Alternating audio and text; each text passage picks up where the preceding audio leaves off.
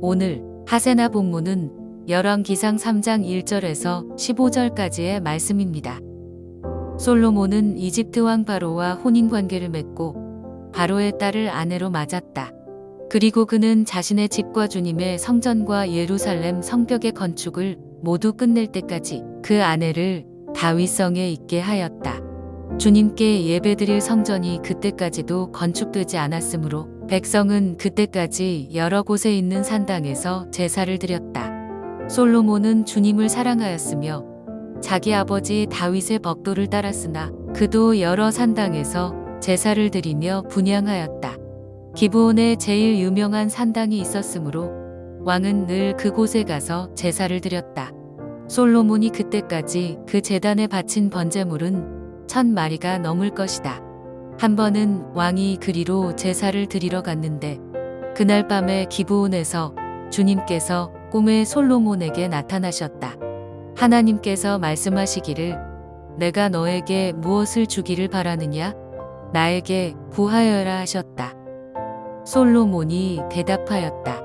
주님께서는 주님의 종이요 나의 아버지인 다윗이 진실과 공의와 정직한 마음으로 주님을 모시고 살았다고 해서 큰 은혜를 베풀어 주시고 또 그 큰 은혜로 그를 지켜주셔서 오늘과 같이 이렇게 그 보좌에 앉을 아들까지 주셨습니다. 그러나 주 나의 하나님 주님께서는 내가 아직 어린 아이인데도 나의 아버지 다윗의 뒤를 이어서 주님의 종인 나를 왕이 되게 하셨습니다. 나는 아직 나가고 들어오고 하는 처신을 제대로 할 줄 모릅니다. 주님의 종은 주님께서 선택하신 백성, 곧 그 수를 셀 수도 없고 계산을 할 수도 없을 만큼 큰 백성 가운데 하나일 뿐입니다. 그러므로 주님의 종에게 지혜로운 마음을 주셔서 주님의 백성을 재판하고 선과 악을 분별할 수 있게 해주시기를 바랍니다. 이렇게 많은 주님의 백성을 누가 재판할 수 있겠습니까? 주님께서는 솔로몬이 이렇게 청한 것이 마음에 드셨다. 그러므로 하나님께서 그에게 말씀하셨다. 내가 스스로를 생각하여 오래 사는 것이나 부유한 것이나 원수 갚는 것을 요구하지 아니하고 다만 재판하는 데에 듣고서 무엇이 옳은지 분별하는 능력을 요구하였으므로 이제 나는 내 말대로 내게 지혜롭고 총명한 마음을 준다. 너와 같은 사람이 너보다 앞에도 없었고 내 뒤에도 없을 것이다. 나는 또한 내가 달라고 하지 아니한 부귀와 영화도 모두 너에게 주겠다. 내 일생 동안 왕 가운데서 너와 견줄 만한 사람이 없을 것이다. 그리고 내 아버지 다윗이 한 것과 같이 내가 나의 길을 걸으며 내 법도와 명령을 지키면 내가 오래 살도록 해주겠다. 솔로몬이 깨어나서 보니 꿈이었다. 그는 곧바로 예루살렘으로 가서 주님의 언약궤 앞에 서서 번제와 화목제를 드리고 모든 신하에게 잔치도 베풀어 주었다. 오늘도 우리와 함께 하시는 주님의 평안이 우리 안에 가득하기를 기도합니다. 솔로몬은 왕이 된 후 정치적 순발력을 발휘하여 다윗 왕의 유언을 따라 자신의 왕권에 위협이 될 만한 사람들을 제거함으로 왕권을 확립하게 되었습니다. 오늘 본문부터는 솔로몬 왕은 어떤 인생을 살았고 어떤 통치를 했는지 성경은 말하고 있습니다. 솔로몬 왕에 대한 다양한 평가가 있는 것이 사실입니다. 솔로몬 왕은 자신의 통치권을 최대한 효율적으로 활용했던 능력 있는 정치인이었습니다. 그리고 솔로몬은 분명 세상에서 가장 성공한 사람이었습니다. 하지만 하나님 말씀인 율법대로 살아가는 일에 있어서는 실패한 사람이었습니다. 한마디로 종합해 보면 솔로몬은 세상의 눈에는 성공한 사람이지만 하나님 보시기에는 실패한 왕이다. 성경은 이렇게 말하고 있습니다.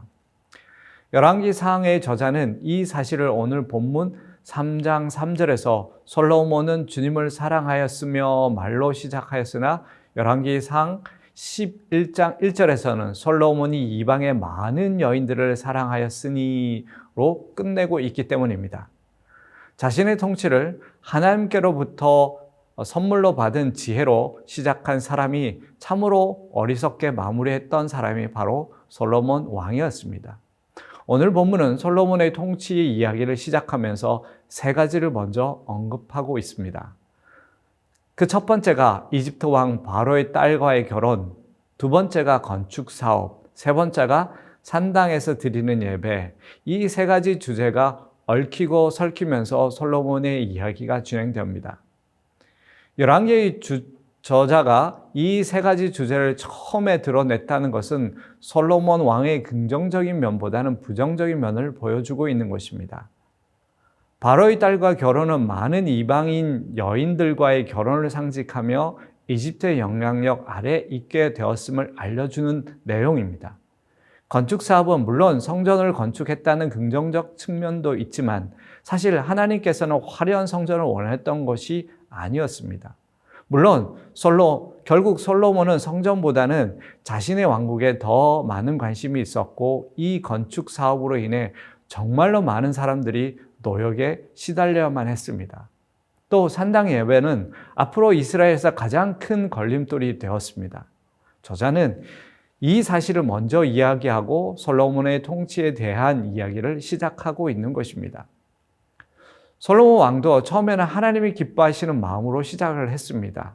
성경은 솔로몬은 자주 기브온 산당에서 제사를 드렸다라고 말하고 있습니다. 왜 기브온 산당에 갔을까요? 그 당시 성막은 여전히 기브온 산당에 있었기 때문입니다. 그럼에도 언약궤는 예루살렘에 있었습니다. 아이러니입니다. 하나님의 임재의 상징인 언약궤는 예루살렘에 있는데 빈 껍데기인 성막이 있는 기브온 산당에서 제사를 드리고 있었던 것이죠. 그래도 하나님을 사랑하는 마음에서 제사를 드렸기 때문에 하나님은 기쁘게 받으셨던 것입니다. 우리가 오늘 본문을 통해 바로 알아야 할 것 중 하나는 솔로몬이 이 기브온 산당에 1000번을 가서 제사를 드렸다는 것이 아닙니다. 정확히는 바친 제물이 1000마리가 넘었다고 말하고 있습니다. 그렇다면 한 번 제사에 1000마리를 드려도 이 말은 성립이 되는 것입니다. 물론 한 번에 다 드린 것도 아닐 것입니다. 결국 자주 많은 제물을 드렸다는 말인 것입니다. 그래서 우리가 흔히 1000번 예배하며 예물을 드리면 하나님이 우리의 기도, 소원을 응답하신다는 말은 하나님과 성경을 정말 잘못 이해하고 있는 말입니다. 그렇게 제사를 드리던 어느 날 하나님께서 잠이 든 솔로몬을 찾아오신 것입니다. 이것도 많은 제물을 드렸기 때문이 아니라 하나님의 일방적 은총입니다. 그때 하나님께서 솔로몬에게 소원을 말해보라고 하신 것이죠. 솔로몬은 아버지 다윗에 이어 왕이 되게 하신 일에 감사하며 백성들을 위해 지혜로운 마음, 분별할 수 있는 마음을 구했습니다. 문자적으로 해석하면 듣는 마음, 순종하는 마음을 뜻합니다. 하나님께서는 솔로몬의 소원을 무척 기뻐하셨습니다. 그 소원뿐만 아니라 솔로몬이 구하지도 않은 부귀영화도 다 주시겠다고 하셨죠. 그러면서 하나님의 부탁의 말씀도 하셨습니다. 내 법도와 명령을 계속 지켜가라는 것이었습니다. 솔로몬은 비록 하나님을 온전히 따르지 않았지만 그에게는 주의 백성을 다스리기 위해서는 무엇을 구해야 하는지에 대한 지혜가 있었습니다. 만일 솔로몬이 이런 마음과 겸손을 일평생 유지했다면 어떠했을까요? 하나님의 역사는 어떻게 바뀌었을까 생각해 보게 됩니다. 오늘 말씀을 통해서 우리는 많은 것을 생각하게 됩니다. 우리 모두는 정말 지혜로운 사람이 되기를 원합니다. 그 지혜로운 마음은 곧 듣는 마음이라는 것을 다시 한번 더 마음에 새기게 됩니다. 또 하나님께서 기뻐하시는 것은 나 자신이 아니라 다른 일을 위해 내 자신이 할 수 있는 것을 구하는 것을 무척 기뻐하시고 응답하신다는 것도 새기게 됩니다. 또 솔로몬의 인생을 통해 배울 수 있는 것은 하나님 앞에 겸손한 이 마음을 지켜가는 것이 힘들지만 지켜가는 것이 우리 삶에서 너무나도 중요하다는 것을 이 아침에 배우게 됩니다. 이 모든 은혜가 우리의 삶에 있기를 소망합니다. 오늘의 하시조는 일회용품 사용 자제하기입니다. 하나님께서 주신 창조 세계를 귀하게 여기는 하루가 되기를 바랍니다. 오늘의 하시조 함께 하시죠.